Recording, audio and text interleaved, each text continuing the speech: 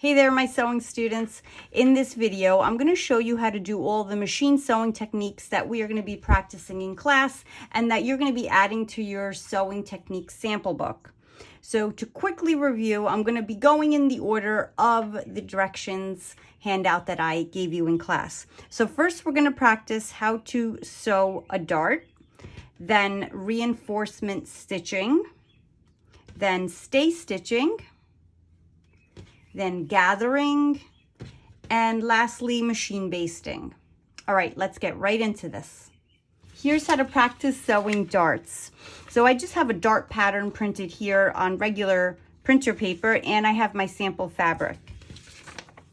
So what I'm going to do is place the pattern right on top of the fabric, because that's what we always do when we're sewing, and we pin it right in place. So the whole point of what I'm going to be doing now is I'm going to be transferring these markings over to the fabric.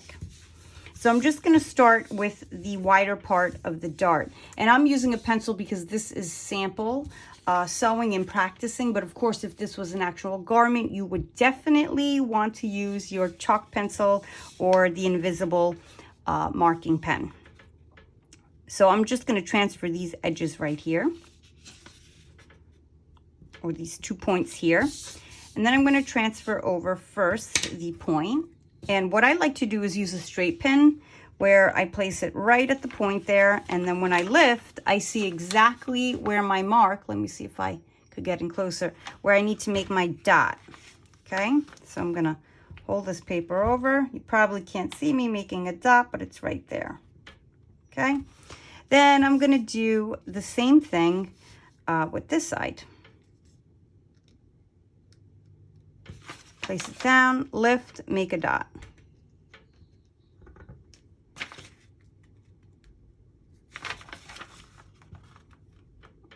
And dot. And the same thing on this side, as you've guessed, I'm sure.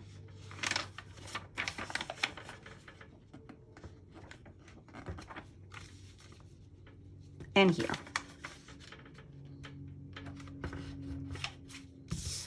All right, so now I'm going to remove the straight pin, and I can see my markings. So I know that this is going to be my dart that I'm going to sew. But since we are practicing and learning here for the first time, what you're going to do is you're going to draw in your sewing line. Again, I'm using pencil, but typically you don't. I'm going to go to this point right here, and I'm going to bring my straight edge up to the other point. So let me get into better view there. Here we go. Just going to draw in a line lightly, and this is going to be my sewing guideline. You can draw in the other side. You really don't have to, and I'll explain why in a second. Okay, so I know that this is like my V, or my sewing dart, and I'm going to fold it in half, and I'm going to make sure these 2 points match. Right? See how I'm bringing these 2 points here, that they match. And the point as well is at the very end there. So I'm going to pin this.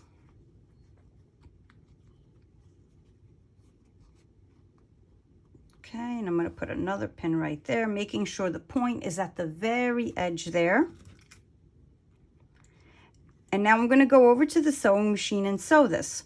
So I am going to start, when I sew, I'm going to start about a 1/2 inch down, and I'm going to do a back stitch on the wide ends.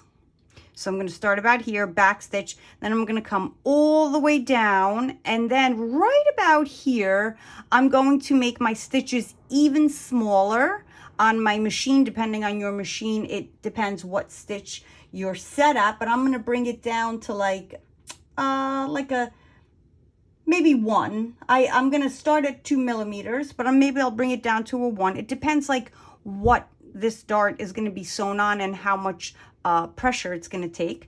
And then I'm going to, as I get there, I'm going to sort of make a curve and come all the way to the edge of the fabric.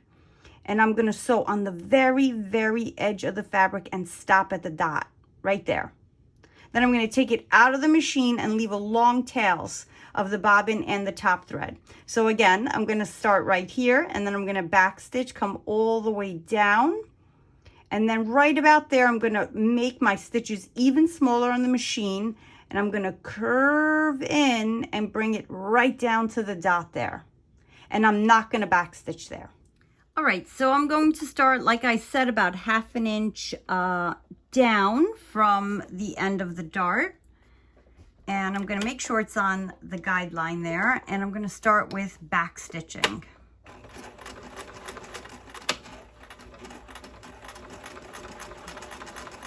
Remove the straight pin.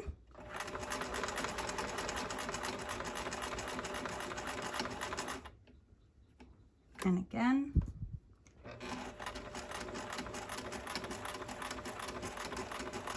As I get closer to the point, I'm going to lower or make my stitch length smaller and sew that dart right on the point. And when I pull this out, I'm going to create a long thread or long tails. Now that the dart is sewn together, I'm going to take the 2 tail ends here, and this is why you left them a little long, and you're going to tie them together. I like to do it 2 or 3 times right there, so that if there's any pressure on that dart, and there may be, the dart doesn't come apart, and then you trim it. And then, of course, as usual, you give it a good press. And then depending on whatever your pattern says, whether you're going to have to either press it in the center or to whatever side, you follow that from there. And that's how you sew a dart. Now I'm going to show you the reinforcement stitching. So I have my 2 fabrics together here, and for the purpose of this sample, I'm just going to draw a corner so that as if we're sewing something, and whatever this something is, it's going to need reinforcement stitching on the corner.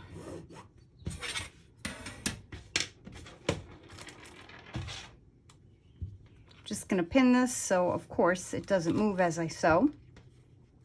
And now I'm going to go over to my sewing machine, and I'm going to start sewing on this line here. And as I get to this corner here, so let's say this was like a tote or some sort of bag, this is going to take a lot of pressure, this corner, so the reinforcement stitching is going to get smaller. So I'm going to start with like a 2 or 2.5 stitch length, and then as I get about 1 inch away from the corner, I'm going to change my stitch length to about a 1 or a 1.5, and I'm going to sew with that small stitch length all the way up to here, and then I'm going to put it back to my 2 or 2.5, whatever I have set, and continue sewing. So all it is smaller stitches where that reinforcement is needed. I'm showing you the second method of doing this. So on the direction sheet, I did tell you 2 ways on how to do reinforcement stitching. This is number 2 because I think this is quicker and easier. All right, so we're going to start with the back stitch. And staying on the line. And now I'm going to switch over to a smaller stitch. Pivot. Oh, I could go one more. Pivot.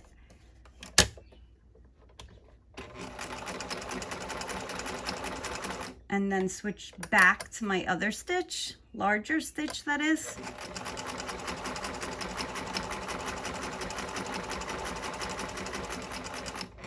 And back stitch.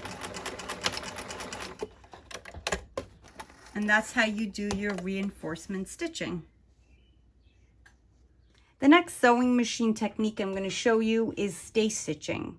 So I cut my fabric on a curve so that it looks like a neckline or something where stay stitching would probably be suggested on your pattern. So typically we have our seam lines on most patterns at about 5/8. So I just want to show you that this stay stitching needs to be on the inside of the seam line. So if I have this set at 5/8, okay, that would be about here. So our stay stitching, I just kind of lightly put that in there. Our stay stitching needs to stay on the inside. So what I'm going to do is I'm going to set my seam guide on my sewing machine to be 1/2 inch so that it is on the inside.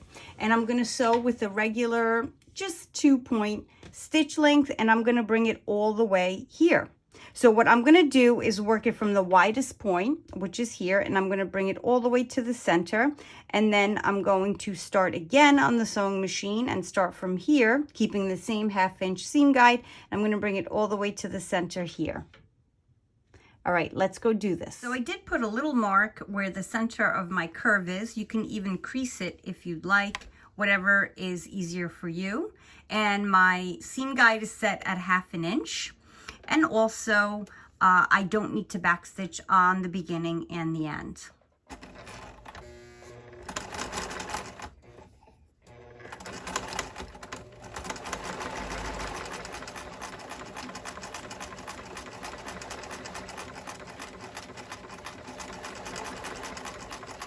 So I got to the center and I'm going to stop right there. Now I'm going to do the same exact thing on the opposite side. Remember, always starting from the wider part of the garment.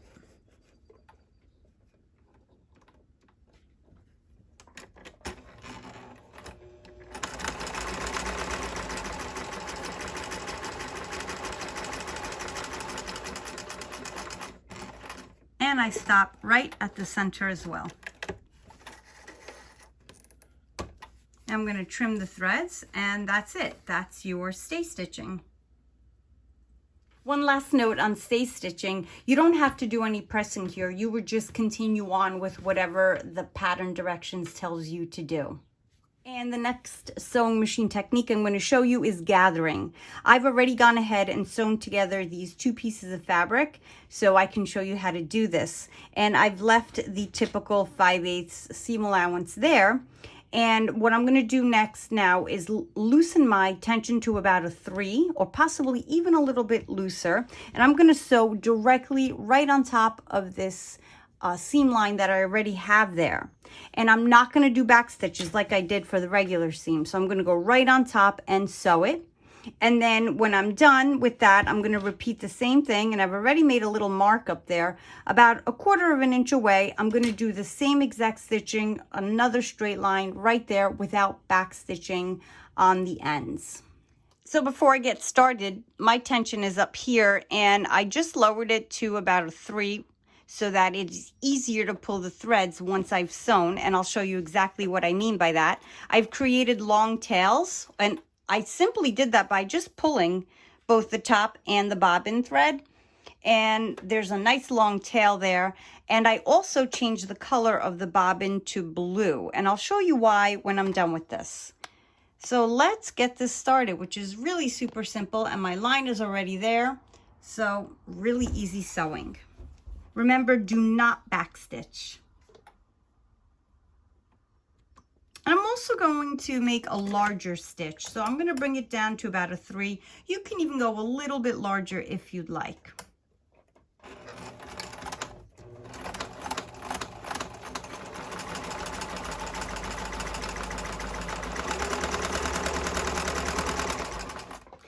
And before you cut it, I should say, make a nice long tail here as well, and then trim.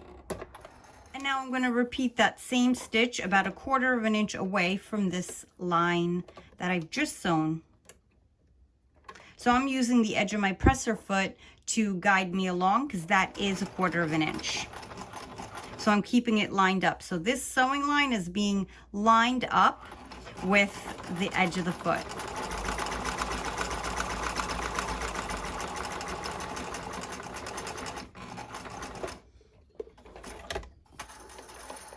A nice long tail and trim. Once it's sewn, now you're ready to pull the bobbin threads only to create the gathers. So when I started sewing, I heard my machine making funny sounds. So I had to go in there and pick out some of the stitching that got caught. And here we go. This is why I changed the bobbin to blue. So I know I'm pulling these blue ones. And then I'm separating these blue ones so we can pull all together. And we do usually always add 2 lines of stitching for the gathers because it does make it stronger. Sometimes the thread can snap, but with 2 you're usually better off. All right, here we go. So I'm going to pull a little here, just tug. And then you gather there and give a little pull here until you have the look that you're going for. So my fabric, my sample fabric is a little stiff, so that's why I'm not getting these really pretty gathers, but I'm going to keep pulling until I get a nice gathered look that I really would like. If this is not successful and you've sewn this, you may want to re-sew it. Your favorite words, right? Like redo it, but you may want to re-sew it with a larger stitch in the event that happens. And there you go. Here is a gather right here. As you can see, it is complete. And the last sewing machine technique I'm going to show you is machine basting. Very similar to the very beginning stitch that we learned, which was hand sewing basting. This is the same thing but done on a machine. So I have my 2 pieces of fabric together here, and I'm just going to add 2 pins so my fabrics don't move when I sew. And I'm going to bring it right over to the machine and just use a 1/2 inch seam allowance just for the purpose of this sample, and I'm going to machine baste. So I'm going to set my machine to my largest stitch, which is a 4 in length, and I'm not going to backstitch on the ends because eventually during the construction of your garment you do pull out the basting stitch. And I'm set at 4, and I'm going to bring my tension back to its regular setting. So if you're doing this in order, make sure you reset your tension again. And I'm going to get started. Remember, no back stitching on either end.